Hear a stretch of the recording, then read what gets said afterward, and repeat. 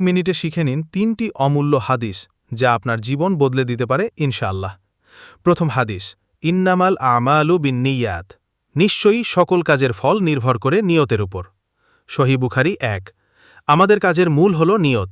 সঠিক নিয়ত ছাড়া বড় বড় আমলও আল্লাহর কাছে গ্রহণযোগ্য নয়।